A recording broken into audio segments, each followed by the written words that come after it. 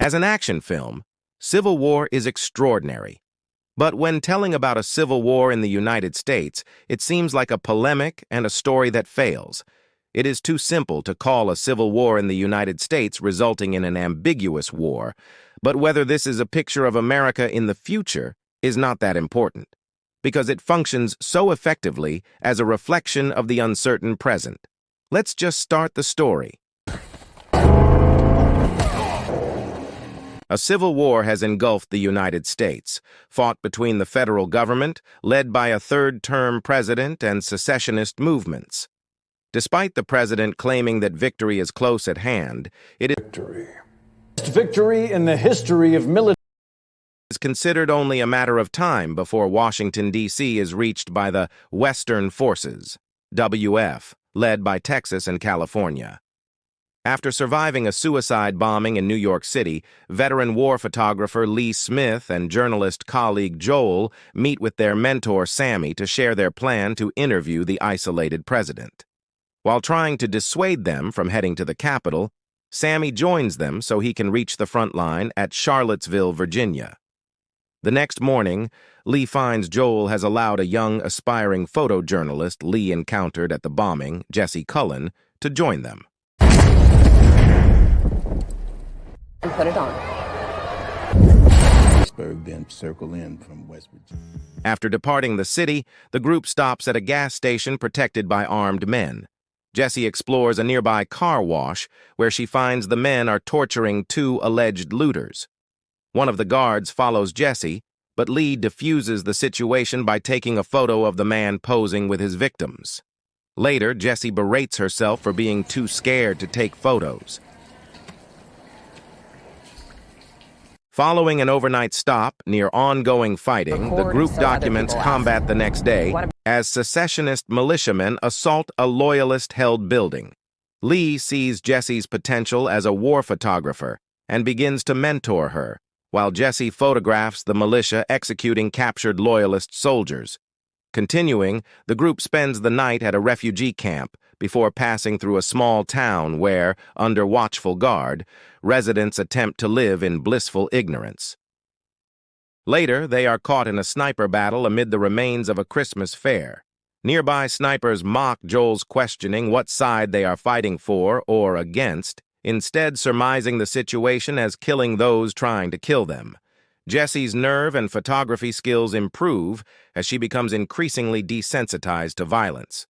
Jessie asks if Lee would photograph Jessie being killed, to which Lee responds in the affirmative. How you guys doing? Are coming up on us pretty fast. While driving, the four encounter two Hong Konger reporters they know, Tony and Bohai. Tony and Jessie switch vehicles before Bohai drives off ahead with Jessie in his car. The others catch up to find the pair held at gunpoint by unknown uniformed militia who are burying civilians in a mass grave. Against Sammy's objection, the other three attempt to negotiate their release, but the leader of the militia executes both Bohai and Tony for not being American. The others are saved by Sammy after he rams the group's truck into members of the militia, but is mortally wounded in doing so.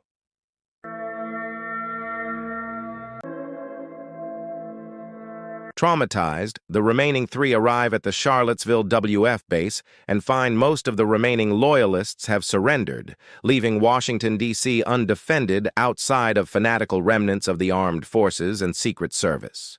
Joel drunkenly lashes out at what he views as Sammy's pointless death, while Lee tries to console Jessie that Sammy would have liked to die on the job.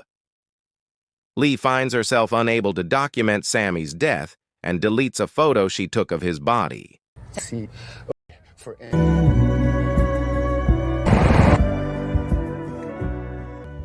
The trio embed themselves with the WF as they assault Washington, D.C., where Jessie repeatedly exposes herself during fighting to capture photographs while Lee struggles with PTSD episodes.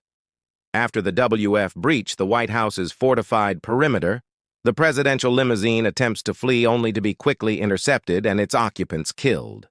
While most of the forces and reporters on site are distracted by this, The trio and a squad of WF soldiers head inside.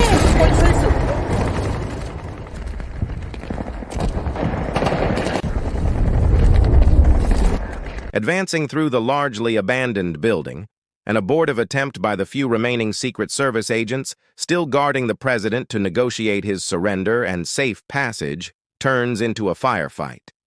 Jessie steps into the line of fire while taking photos, capturing Lee's death as she pushes Jessie to safety. Jessie unemotionally continues into the Oval Office, watching soldiers drag the president from under his desk and prepare to execute him summarily. Don't let him kill me. Joel momentarily stops them to get a quote from the president, who replies, "Don't let them kill me." Satisfied, Joel stops delaying the soldiers, while Jessie photographs smiling WF soldiers posing with the president's corpse.